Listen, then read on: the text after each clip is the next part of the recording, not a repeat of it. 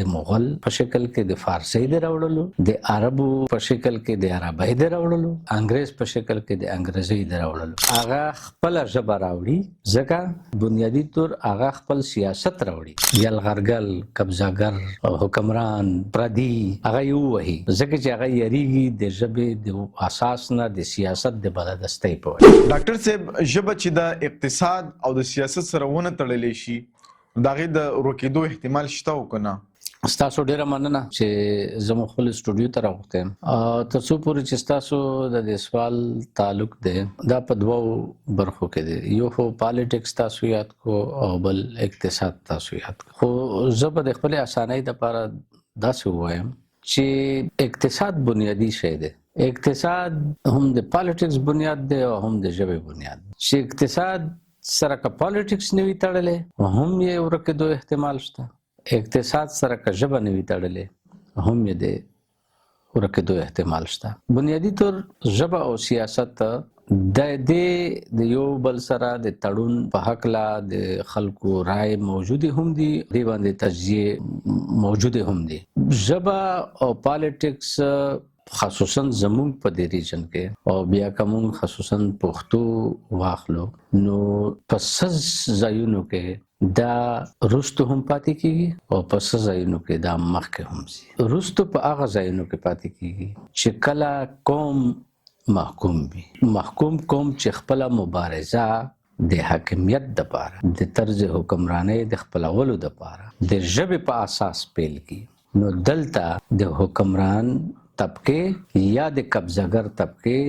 یا د بهرني قوتونو ټول زور چې کوم وي هغه په ژبه وځي هغه ژبه د نور هم د مغلوبولو کوشش وکړي هغه ژبه نور هم د ختمولو کوشش وکړي هغه ژبه نور هم د کمزوري کولو کوشش وکړي ځکه چې هغې د ژبې د شتمنۍ نه په دې وجه یریږي چې دا سیاسي بلدستی حاصلول دي او ژبه په کم ځایونو کې د سیاست په وجه مخکې ځي په داسې وخت کې چې کله یو قوم حکمران وي یو قوم بلدست وي خاندان چې کوم وي یوه قبیله چې کوم وي هغه بلدسته وي نو هغه خپله ژبه راوړي ځکه بنیادي طور هغه خپل سیاست راوړي خو په خپله ژبه کې راوړي نو دلته که موږ وګورو د دې مثالونه موږ سره د مغل په شکل کې د فارسي د راوړلو د عربو په شکل کې د عربی د راوړلو انګریز په شکل کې د انګریزي د راوړلو نو چونکې عربو مذهب راوړلو مغلو خپل هوس یا خپل د اقتدار هوس ورته وایي هغې د راوړلو دپاره او انګریز د خپل تجارت دپاره د خپلو ګټو وټو دپاره سیاسي تګلارې یا سیاسي لارې چارې جوړولې نو د خپل ژبې په بنیادي جوړ کړي نو دلته سیاست او ژبه مونږ په دوو سیزونو کې سره بیله کړه په ځینې ځایونو کې د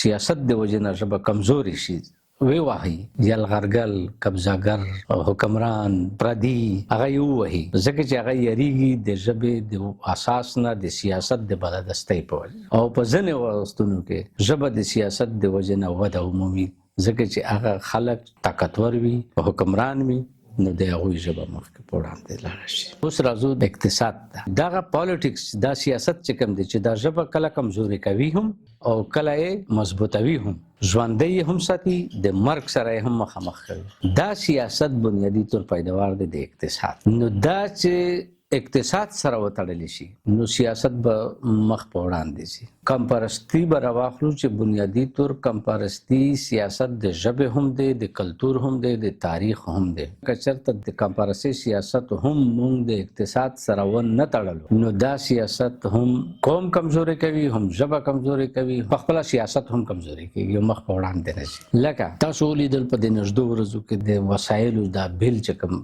مخې ته راغلو چې دلته صوبایي حکومت بیل پاس کوي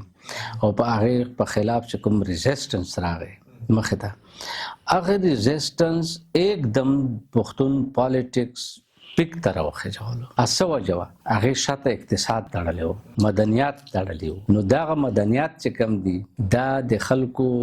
روزي ده د خلکو د خېټې سره د معدې سره یې تعلق دی نو کله چې داسې یو څیز وي چې هغې د انسان د معدې سره تعلق وي نو هغه به حیثیت هر انسان هر فرد د خپل ځان دپاره مرګ تصور کی او باقی سيزونه کا تاریخ ته کا ژبه دا کا کلچر دی دا سيزونه به حیثیت قوم په شکل کې خو مرګ دی او د فرد په شکل کې خو مرګ نه دی نو هر فرد خپل ژوند بقا ته دوام بخي د هغه کوشش هم دی نو ځکه اقتصاد چې کوم دی دا هغه سیاست کامیاب ساتي او مخ په وړاندې بوزي چې د اقتصاد سره تړلي او چې سیاست د اقتصاد سره تړلي وي سیاست د مخ په وړاندې روان وي نو ظاهره خبره د قومي بلدستی د مخ په وړاندې روانه ده حاکمیت د مخ په وړاندې روانه چې حاکمیت د مخ په وړاندې زی یا قومي بلدستی د مخ په وړاندې زی نو ژبه د په مخ کې